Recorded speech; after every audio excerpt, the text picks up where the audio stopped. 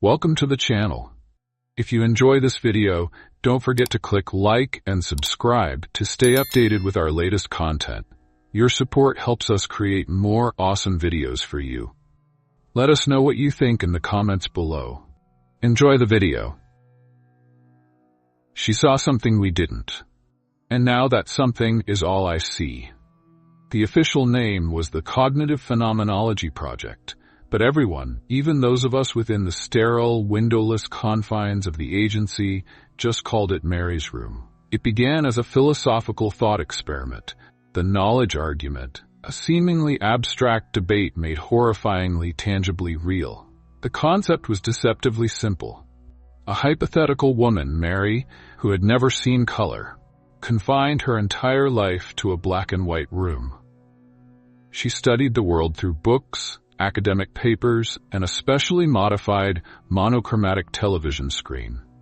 She learned everything about color, the physics of light waves, the neurobiology of the eye and visual cortex, the chemical composition of pigments that create every hue imaginable. But she could not experience them visually. The central question, the crux of the philosophical argument, was this. Can the universe, can all of reality be fully understood in purely physical, objective terms? Or is there something more, something inherently subjective, that escapes such analysis? The philosophical community was, predictably, split.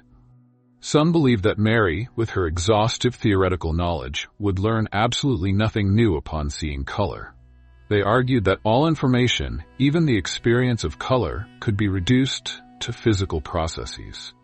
Others, proponents of qualia, argued that the subjective experience of color, the raw feeling, the what-its-likeness of seeing red or blue, would provide new, irreducible knowledge that could not be obtained through any amount of theoretical study. In other words, will Mary learn anything about color when she finally leaves the black and white room?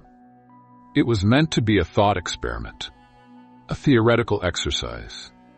Nobody, in any sane, ethical world, was supposed to actually do it.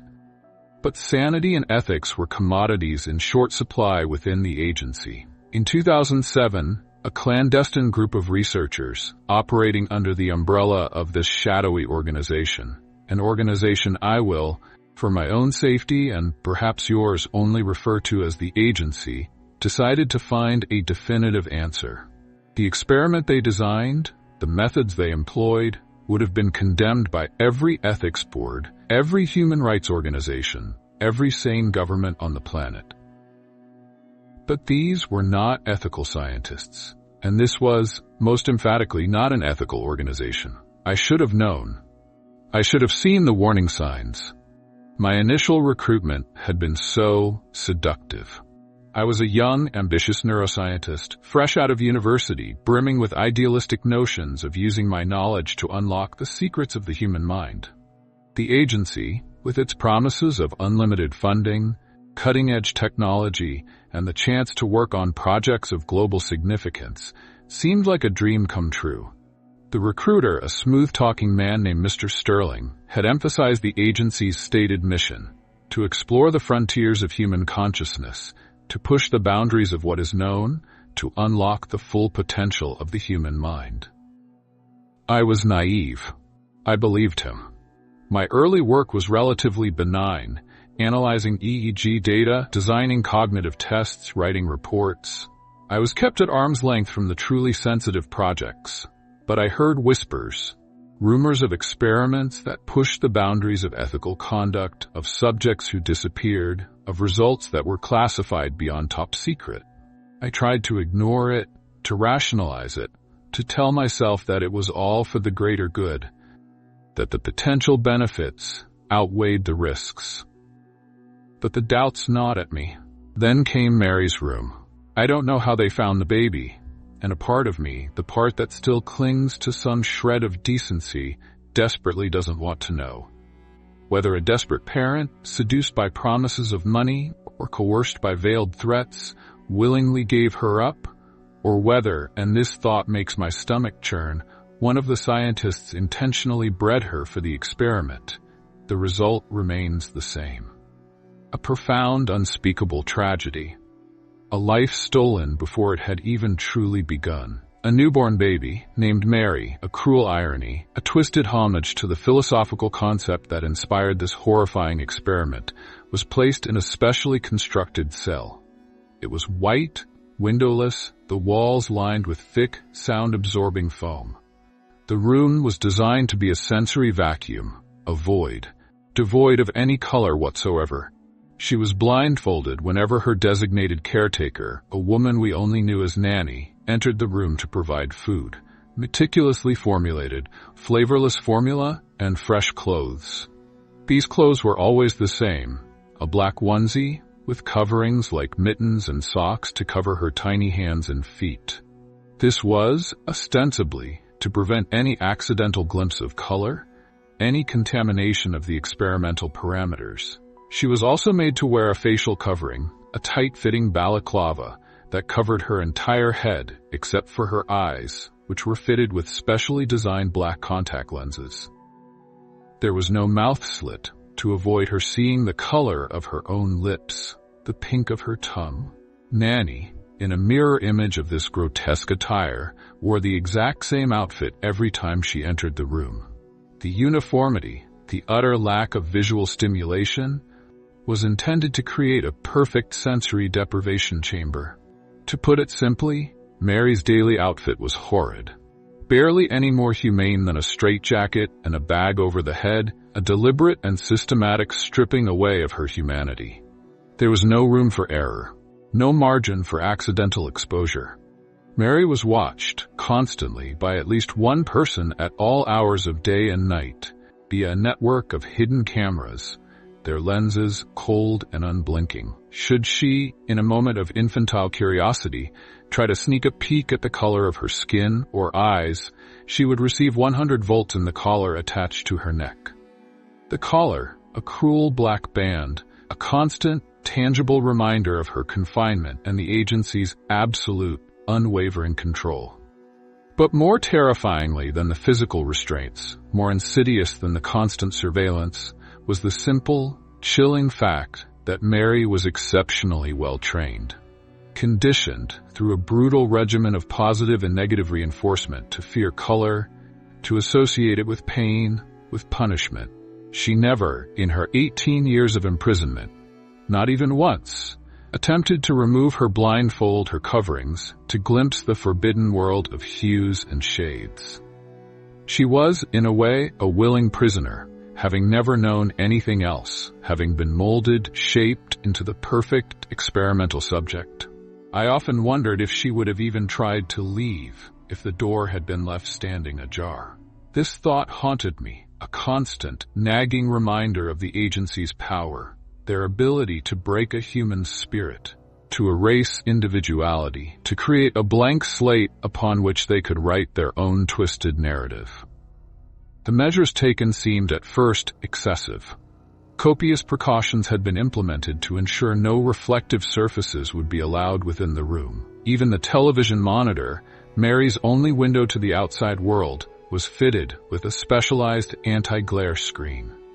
However, the lead scientists, particularly Dr. Robson, were consumed by a near-paranoid fear that Mary might somehow catch a glimpse of her own green eyes, a genetic trait we'd mapped before her confinement, or even the pale peach-colored skin of her arm.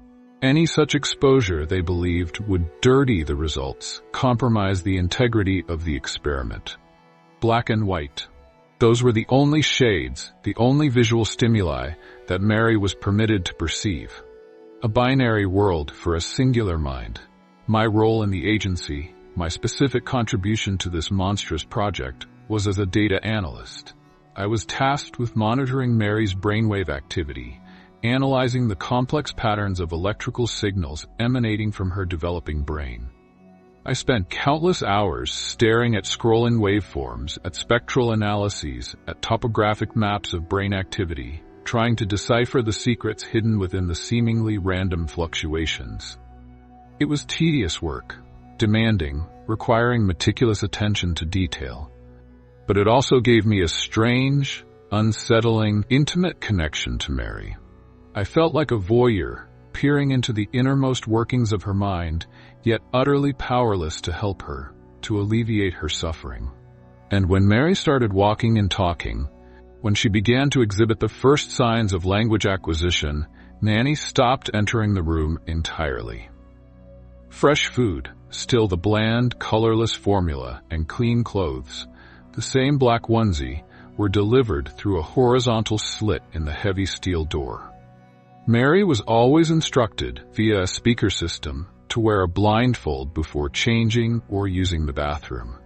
The bathroom, a further indignity, comprised of a white porcelain toilet and a black showerhead fixed directly to the foam wall. Revoltingly, both were exposed in that titchy, claustrophobic room of hers. Her entire world was a box, a perfectly controlled, meticulously curated sensory deprivation chamber, stretching a mere 4 meters across all 3 dimensions. A cage designed not just to confine her body, but to constrain her very consciousness. I wanted to save her. God, how many times over the years did that thought, that desperate, futile yearning, consume me? I wanted to break into that room, to snatch her away, to expose the agency's crimes to the world. But I'm a coward. I was paralyzed by fear. Besides, even if I had found the courage, we wouldn't have got far. There is no running from these people. They had informants everywhere, in every level of government, every major corporation, every news outlet. The agency was a hydra, a multi-headed beast. Cut off one head, and 2 more would grow back, stronger, more vigilant. And the agency, as horrifying as it was, as monstrous as its actions were, wasn't even the greatest horror of this story. That horror lay elsewhere, in something far more subtle, far more insidious, something that Mary and only Mary could perceive. Over the years, I witnessed the internal power struggles, the quiet conflicts within the agency. There were whispers of dissent, hushed conversations in the hallways of researchers who questioned the ethical justification, the scientific validity of the Mary's Room project. But Dr. Robson, the project lead, the architect of this nightmare, was a fanatic. He was utterly convinced that Mary's Room was the key to unlocking a new level of human understanding, a new era of cognitive potential. He was driven by a messianic zeal, a blind faith in his own twisted vision, convinced that he was on the verge of a breakthrough that would change the world, justify all the sacrifices, all the suffering. I remember one particular briefing, years before the planned release, the day Mary would finally be exposed to color. Dr. Robson, his face gaunt and pale under the harsh fluorescent lights of the conference room, tapped a laser pointer against a complex, multi-layered diagram of the human brain, projected onto the large screen. "We believe," he'd said, his voice echoing slightly in the sterile, soundproofed room, "that there are aspects of reality, fundamental dimensions of experience, qualia, that are inherently inaccessible to purely objective third-person analysis. Mary's experience will prove it, once and for all. She will unlock a door to a realm of understanding that science, in its limited materialist worldview, has kept locked, hidden for centuries." He'd smiled then, a chilling, almost predatory smile, a smile that sent a shiver down my spine. Imagine the power we'll wield when we can control access to these hidden truths, these fundamental building blocks of consciousness. Sometimes during my long shifts monitoring Mary's brainwave activity, I'd catch glimpses of her on the security monitors.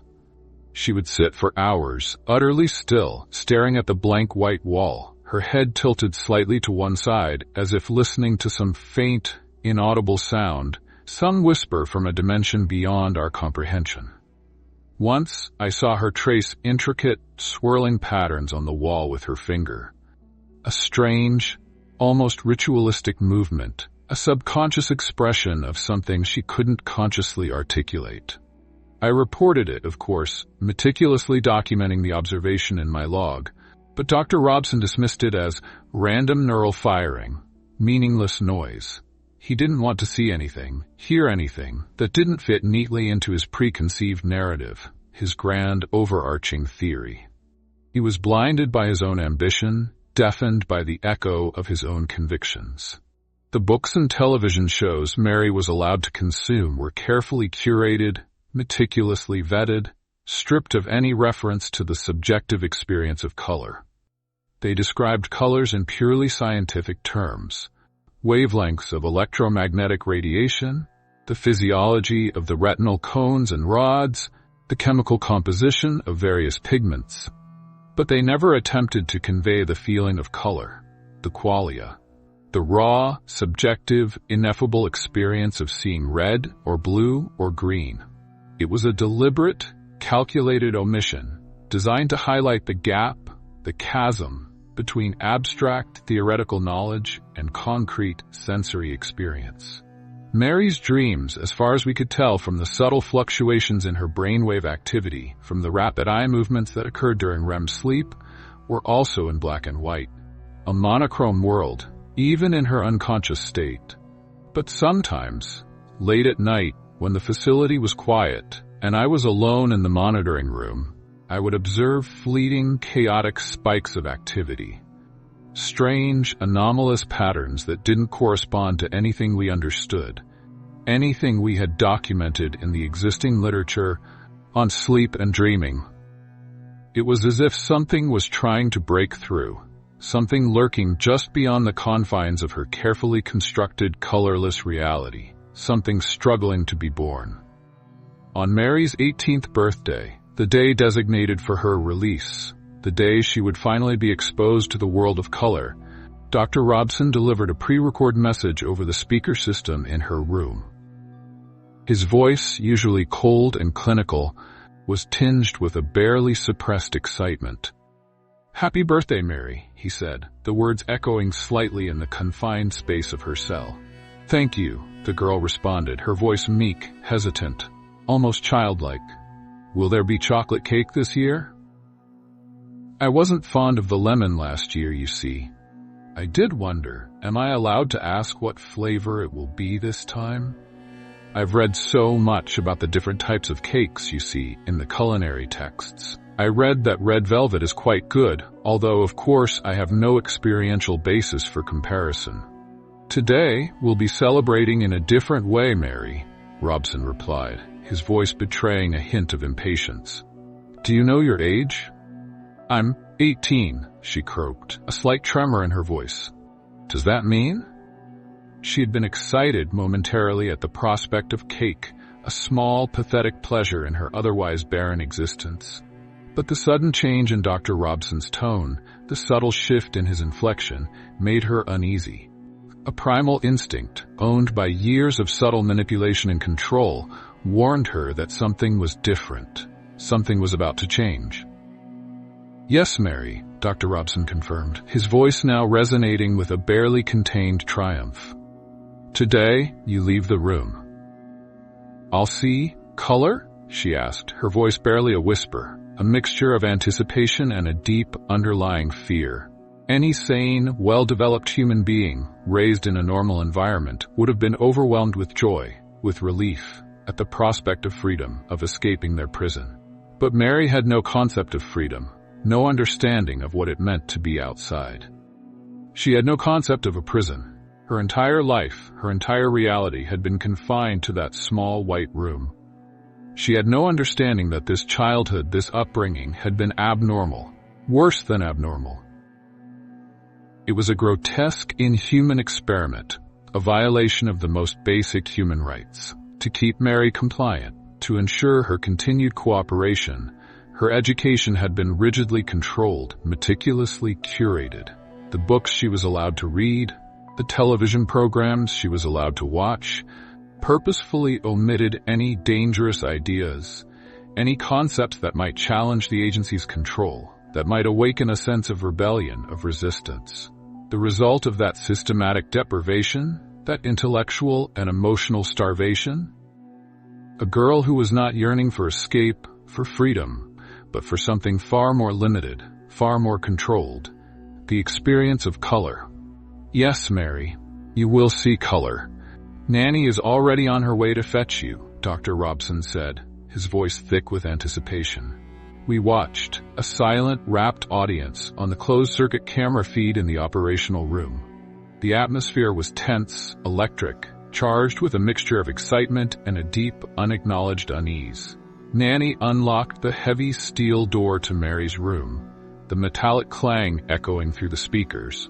We all waited, holding our breath, as Nanny, her movements slow and deliberate, aided Mary in removing her black headgear, the layers of fabric that had shielded her from the world of color for her entire life. I heard Mary giggling, a soft, nervous, almost hysterical sound, as the balaclava was removed from her head, as the specially designed black contact lenses were peeled from her eyes. And then, in a carefully choreographed sequence designed to maximize the impact, Nanny removed her own black outfit, revealing a striking, vibrant red dress beneath. The red was a deliberate choice, meant to be a powerful primal stimulus, the first color Mary would ever consciously perceive. Mary gasped. It was an intake of breath so sharp, so sudden, that it seemed as if she had stopped breathing altogether. Perhaps, for a fleeting moment, she had stopped breathing. The silence in the observation room was absolute, complete, broken only by the almost imperceptible hum of the monitoring equipment, the faint whirring of the ventilation system. "What are you experiencing, Mary?" Dr. Robson asked, his voice tight with anticipation, his eyes glued to the monitors displaying Mary's brainwave activity. "Is it new? Does it feel like anything you've read about, anything you've learned?" "I knew it," Mary whispered, her voice raspy, strained, as if her vocal cords were on the verge of snapping. Then her giggling started again, a soft, unsettling sound that seemed to unnerve even Nanny, who took a small, involuntary step backward. "This is why you did the experiment, isn't it?" Her voice had a strange, almost childlike quality, a disconcerting innocence, but there was an undercurrent of something else, something far more unsettling, something that sent a shiver of unease through me. It was a knowingness, a dawning awareness that transcended her limited experience. "Does this feel like a new experience, Mary?" Robson asked, his voice tinged with a hint of impatience, seemingly oblivious to Nanny's growing discomfort, which was plainly visible to me, even through the grainy, slightly distorted image on the camera feed. He was focused solely on the data, on the scientific validation he so desperately craved. Mary shot her tear-filled eyes up to the camera, her gaze piercing, unsettling. Her face, framed by straggly, unkempt hair, looked gaunt and pale, almost translucent in the stark light of the room. And there was a strange look in her eyes, a mixture of wonder, of terror, and something else. Something I couldn't quite identify. Something that defied easy categorization. It was a look of profound, unsettling recognition. "Yes," she said, her voice barely above a whisper, "but I've been waiting for it." I suddenly, inexplicably, felt a surge of dread, a premonition of something terrible about to unfold. It was as if Mary had somehow, subconsciously anticipated this moment, this revelation, her entire life. "Yes, I know that, Mary," Robson groaned, his frustration evident. He was losing patience, his carefully constructed narrative beginning to unravel. "But so have I. Tell me about it. Tell me about the red. How does it feel to experience true color for the first time?" We're seeing some interesting brain activity on the screen here, some unusual spikes in the occipital lobe, but your words, your subjective description would really help us too. "I'm not talking about the red," Mary interjected, her voice sharp, cutting through Robson's rambling scientific jargon. Her interruption was unexpected, a deviation from the script, a sign that something was profoundly wrong. And then, in a gesture that made my blood run cold, she jabbed an accusatory finger, not at the red dress itself, but at a point on Nanny's dress, a specific location on her abdomen. It was a gesture filled with a strange, unsettling certainty. "I'm talking about that," she giggled, her voice taking on a disturbingly playful, almost manic tone. "I knew there was something. Moi. The books, the television programs, they described emotions, they described the physical world, but they never described This. She reached out a trembling hand towards Nanny, not touching her, but tracing the air around her, as if following the contours of something invisible to the rest of us. It's like a vibration, a feeling, a presence. And now I see it, shimmering. "What are you saying, Mary?" Robson asked, his voice rising in pitch, a distinct note of panic creeping in. "I don't understand. Red. You're looking at red. That's the color red. You're experiencing chromatic sensation for the first time." He was desperately trying to regain control, to steer the conversation back to the expected parameters of the experiment, but it was clear that something had gone terribly, irrevocably wrong.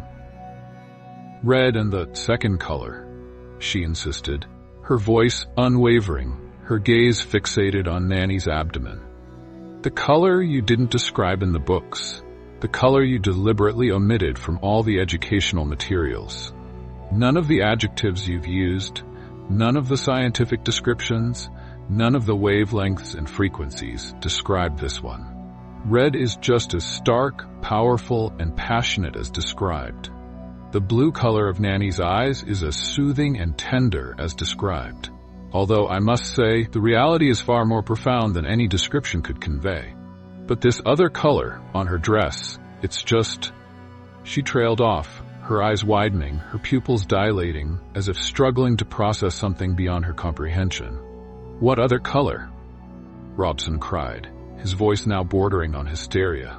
"There is no other color, Mary. It's just red, a single homogeneous hue. We took every precaution."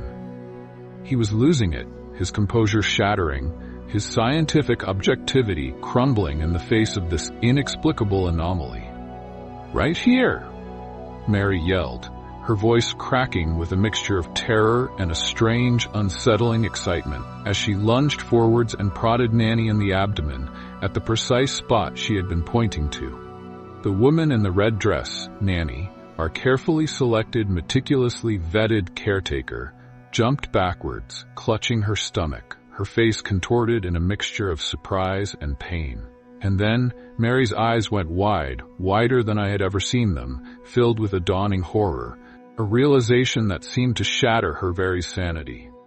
"Oh," she whimpered, a sound of utter despair, of profound and irreversible disillusionment. "What, Mary? What is it?" Robson screamed into the microphone, his voice desperate, pleading. "Please, tell us what you're seeing. Describe it. Help us understand." He was no longer a scientist. He was a drowning man grasping at straws. "What I saw?" she whispered, her voice trembling, her gaze shifting from Nanny's abdomen to her face, her eyes tracing an invisible path. It moved. It was there, on her dress, and now it's up there, and now it's gone. The unseen color, whatever it was, whatever its nature, seemed to be mobile, capable of moving within Nanny's body. A terrifying, parasitic presence. "Please, Mary, describe this other color to us," Robson pleaded, his voice now a ragged whisper, all pretense of scientific detachment gone. He frantically gestured to a technician, who quickly brought up an image on Mary's television screen. A standard color wheel, a spectrum of 12 basic hues, each carefully calibrated and labeled. "Which one of those is it? Is it a shade of one of those? A combination? Help us understand." Mary's eyes darted to the television screen, her gaze scanning the displayed colors with a frantic intensity. She quickly, systematically, examined each hue, each shade, each variation. "It's not one of those," she said, her voice firm, resolute despite her obvious distress. "It's not a different shade of one of those. It's not a combination. It's something else entirely. Something new." She sounded utterly certain, her voice carrying a conviction that defied any logical explanation. The unseen color was something fundamentally different, something that existed outside the known spectrum of human perception, a violation of the very laws of physics as we understood them. "There are 10 million possible permutations of colors, Mary," Robson said, his voice weak, defeated, clinging to the last vestiges of scientific rationality. "Perhaps you're just misinterpreting the sensory input. Your brain is still adjusting. It's a new experience, perhaps." He was grasping at straws, trying to rationalize the impossible, to force the anomaly into a framework that could contain it. "No, Dr. Robson," Mary interrupted, her voice sharp, cutting him off. She was panting heavily, her chest heaving, her eyes darting back to Nanny's face, studying it with an intensity that was both terrifying and heartbreaking. "I understand how shades work. I understand the principles of color mixing.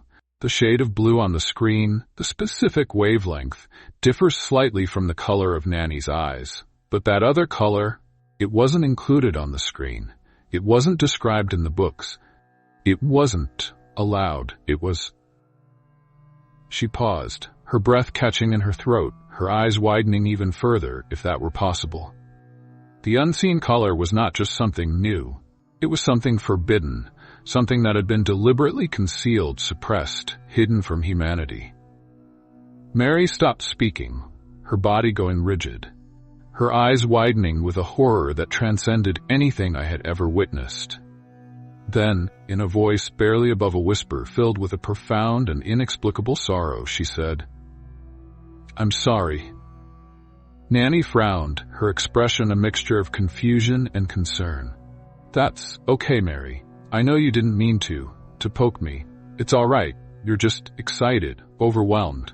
She was trying to be reassuring, to maintain some semblance of normalcy, but her voice trembled slightly, betraying her own unease. "Not you," Mary hissed, her voice suddenly harsh, venomous, her gaze shifting, focusing with laser-like intensity on Nanny's face, specifically on her mouth.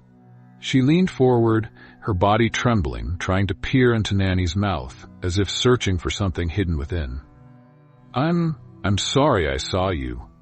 Her words were chilling, filled with a deep, profound, and utterly inexplicable regret, a sense of having violated some fundamental, unspoken law. "Mary, you're not making any sense," Dr. Robson said, his voice a mixture of frustration and despair. He was completely lost, adrift in a sea of the inexplicable. "I think we've done enough for today.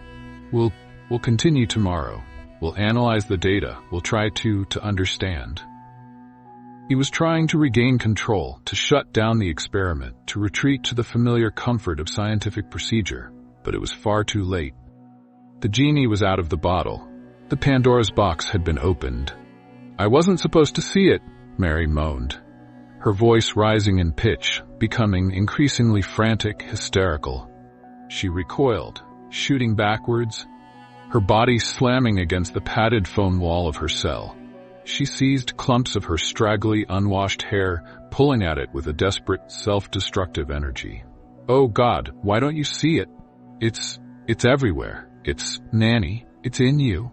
Her voice was now a full-blown scream, a primal, agonizing cry of terror and a profound existential dread.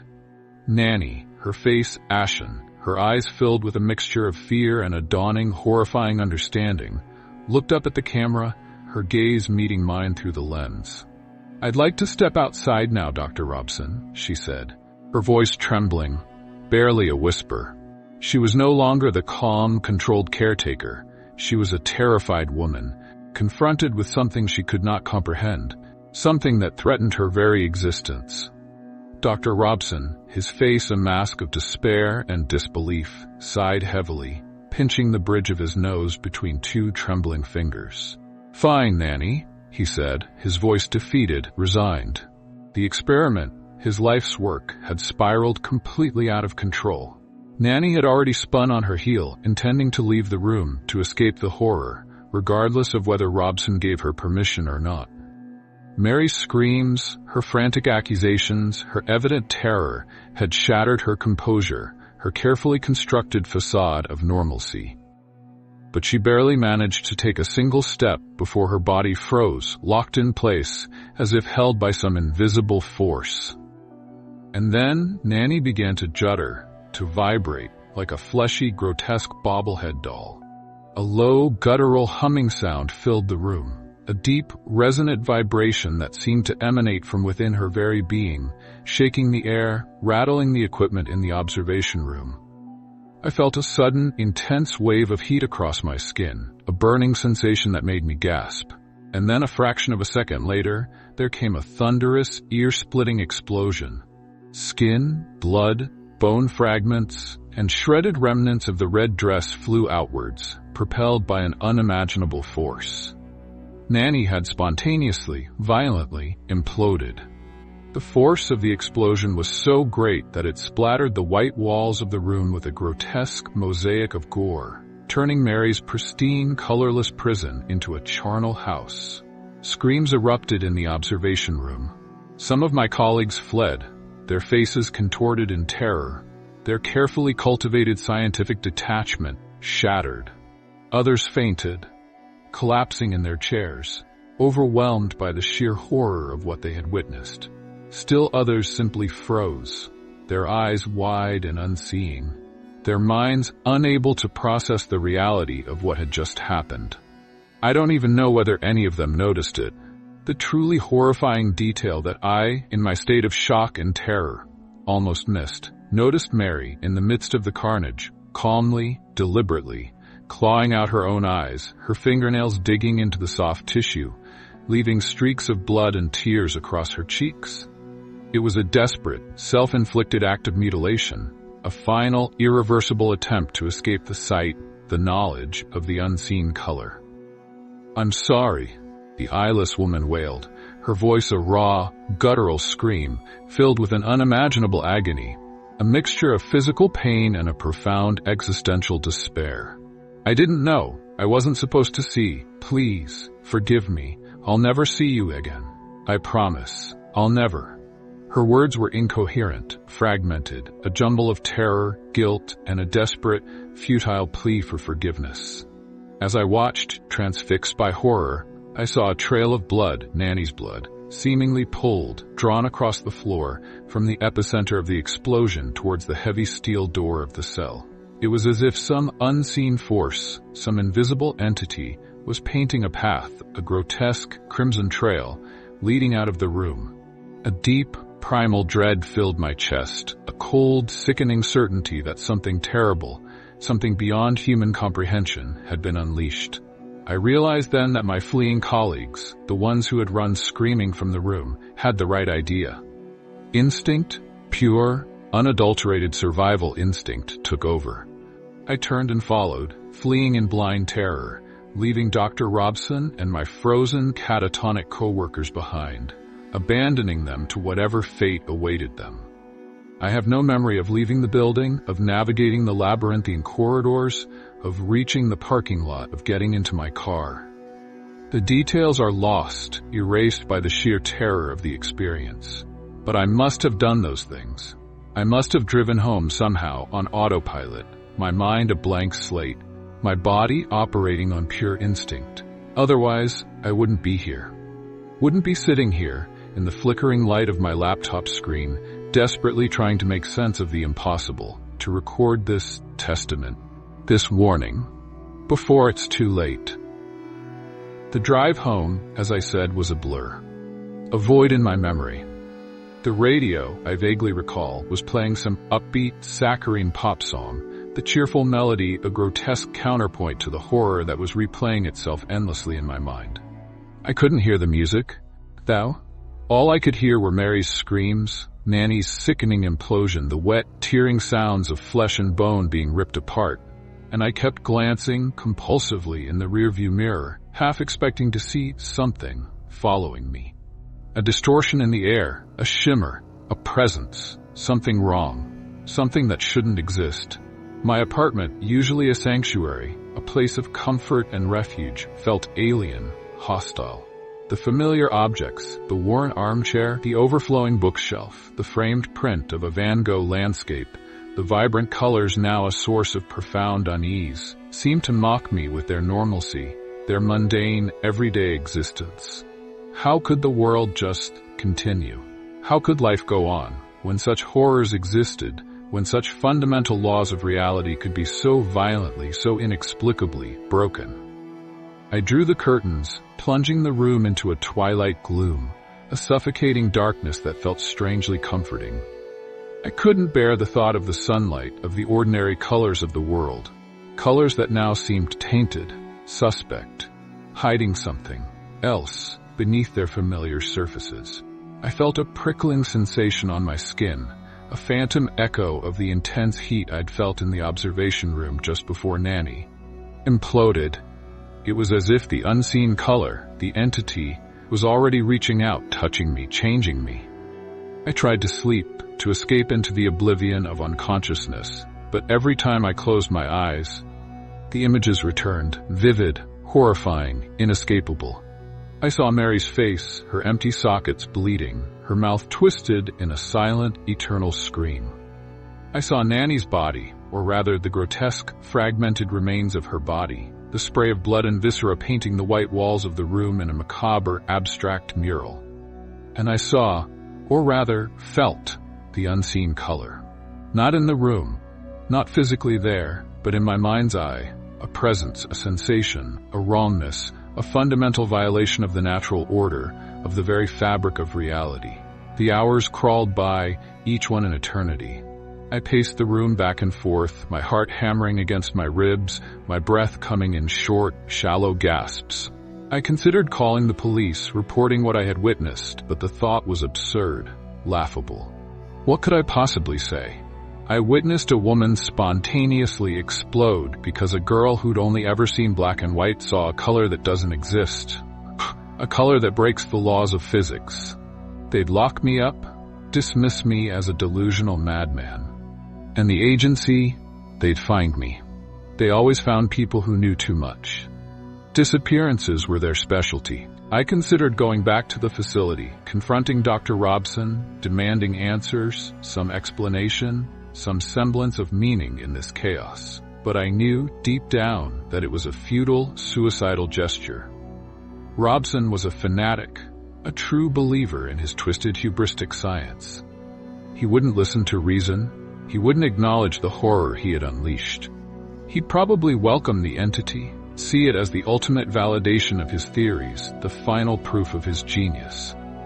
That's when the idea came to me, the desperate, last-ditch attempt to make some sense of it all. To leave a record, a warning, however faint, however futile.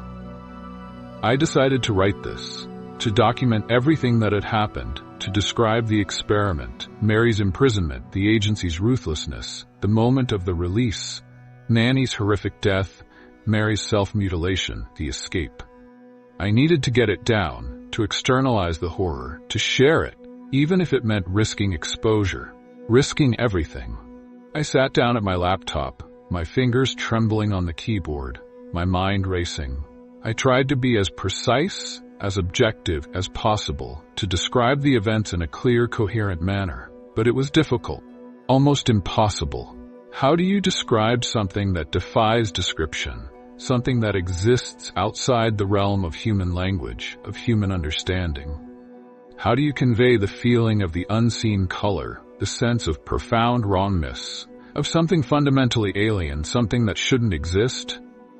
It was like trying to describe a sound to a deaf person, a taste to someone who'd never eaten, a color to someone who'd only ever seen black and white. Words failed me. They were inadequate, insufficient, utterly incapable of capturing the true horror of what I had witnessed. As I wrote, as I relived the events, I began to notice things. Subtle anomalies, disturbing changes. A flickering in the periphery of my vision, a faint, almost imperceptible distortion in the air, like heat rising from asphalt on a summer day. But different. A strange metallic taste in my mouth, a low, almost inaudible hum that seemed to resonate deep within my bones, vibrating my very being. Were these real, tangible phenomena, or were they just the products of my fear-addled mind, my traumatized psyche, playing tricks on me? I looked at my hands, holding them up in front of the flickering laptop screen. They seemed different, slightly translucent, almost shimmering, as if the light were passing through them, rather than reflecting off them. I rubbed my eyes vigorously, thinking it was a trick of the light, a fatigue-induced hallucination, but the effect persisted. The shimmering remained. A growing unease, a cold, creeping sense of dread began to spread through me, like ice water in my veins. Was the unseen color affecting me? Was I becoming infected, transformed? I stumbled to the bathroom, my legs feeling weak and unsteady, and switched on the light. I looked in the mirror, my reflection staring back at me, but it was a reflection that was both familiar and terrifyingly alien. My eyes, normally a dull, unremarkable brown, seemed to have acquired a strange, iridescent quality. A faint, shimmering, multifaceted glow that wasn't quite light, wasn't quite color. And around my body there was a faint, almost invisible aura, a distortion of the air, a blurring of the edges that made my outline seem indistinct, undefined, as if I were slowly dissolving, fading away. Panic, raw and overwhelming, surged through me, a tidal wave of terror threatening to drown me. I splashed cold water on my face again and again, desperately trying to wash away whatever it was, the shimmering, the distortion, the wrongness. But it was no use. It was inside me, a part of me, inextricably woven into the fabric of my being. I was changing, mutating, becoming something other. I stumbled back into the living room, my mind racing, my thoughts chaotic, fragmented. What was happening to me? Was I going to explode, implode like Nanny? Was I becoming a vessel, a conduit for the unseen entity, for the unseen color? Was this the power that Dr. Robson had spoken of with such chilling enthusiasm, the ability to access hidden truths, to perceive dimensions beyond human comprehension? But at what cost? What was the price of this forbidden knowledge? I felt a sudden, overwhelming urge, a compulsion, to go outside, to seek out other people, share the experience, to spread the unseen color. It was a terrifying thought, a violation of my own will, my own sense of self, but I couldn't resist it. It was as if some external force, some alien intelligence, was controlling me, pulling me, guiding me. I opened the door to my apartment, stepping out into the dimly lit hallway. The fluorescent lights flickered, casting long, distorted shadows, making the familiar surroundings seem strange and menacing. I saw a neighbor down the hall, Mrs. Gable, an elderly woman who always tended to her small collection of potted plants with meticulous care. She looked up, her eyes widening in alarm as she saw me. "Are you all right, dear?" she asked, her voice trembling slightly, her hand clutching a small green watering can. I opened my mouth to speak, to reassure her, to say that I was fine, but no words came out. Instead, a low, guttural hum emanated from my throat, a deep, resonant vibration that seemed to shake the very air around me, making the fluorescent lights flicker even more violently. I saw Mrs. Gable's eyes widen further, her face contorting in a mask of pure, unadulterated terror. She stumbled backward, dropping her watering can, the water spilling across the tiled floor with a loud, splashing sound. I took a step towards her, my hand outstretched, not in aggression, but in a strange, involuntary gesture of offering. I didn't want to hurt her. I didn't want to frighten her. I just wanted her to see, to understand, to share the experience, to become one with the unseen color. But she screamed, a high-pitched, piercing shriek that echoed through the hallway, shattering the silence. Other doors opened, curious, concerned faces peered out, their expressions quickly turning to fear and revulsion as they saw me, as they felt the presence that surrounded me. I realized then, with a chilling certainty, that I was no longer entirely human. Or at least, not just human. I was something else, something more, something less. Something that shouldn't exist, something that violated the fundamental laws of nature, of reality. I turned and fled, running down the stairs, bursting out into the street, into the night. The city lights blurred around me, the sounds of traffic, of sirens, of distant voices fading into a dull, indistinct hum. I felt the unseen color spreading, radiating outward from me, like ripples in a pond, infecting the world, transforming it, making it other. I don't know what will happen next. I don't know if I can be stopped. I don't even know if I want to be stopped. The unseen color is a part of me now, a fundamental, inextricable aspect of my being. It's a terrifying, exhilarating, overwhelming experience. A glimpse into a reality beyond human comprehension. A reality that is both beautiful and horrifying, both alluring and repulsive. I'm writing this as a warning, as a desperate, futile plea. I've told you my story as much as I can, as much as I dare. Please heed it. If you see something strange, something that doesn't belong, something that defies explanation, something that shimmers, that distorts, that feels wrong, run. Don't look back, don't try to understand, don't try to rationalize. Just run. Because the unseen color is out there, and it's spreading, it's growing, it's evolving. It's been, I don't know how long. Hours, days, time has lost all meaning, all relevance. Mary opened a door, a gateway to a dimension beyond human understanding, and I know that she has unleashed something that will consume us all, that will transform the world into something unrecognizable, something other. I find myself staring constantly at the edges of things, at the spaces between objects, at the shadows, hoping, praying, to catch a glimpse of the color, to fully embrace its terrifying, exhilarating reality. I can almost feel it, constantly, a presence, a vibration, a hum that resonates deep within my bones. It is taunting me, beckoning me, drawing me in.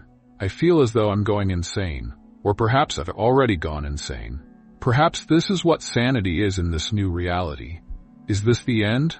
The end of humanity? The end of the world as we know it? I don't think I am the only one who has been infected, transformed. I see others on the streets, in the parks, in the shadows, their eyes shimmering with that same unsettling, iridescent glow, their bodies surrounded by that faint, almost invisible aura of distortion. How many others are there? Hundreds? Thousands? Millions? What did Mary release? What was that unseen color? What is it? Why could only Mary see it at first? Because her mind was a blank slate, untainted by the preconceptions, the limitations of the normal world? Because her senses were sharpened, heightened, by years of deprivation? And now I see it too. I see it everywhere. In the reflections in windows, in the shimmering heat haze rising from the pavement, in the spaces between the stars. It's all around us, permeating everything, changing everything. They're coming for me. I can feel it. The agency, or perhaps something else, something worse. But I don't think it matters anymore. It's too late. They're already here. We're already it. The change is complete, and we're everywhere. The unseen color has been seen, and it cannot be unseen. It cannot be undone. It cannot be contained. It is, and we are it.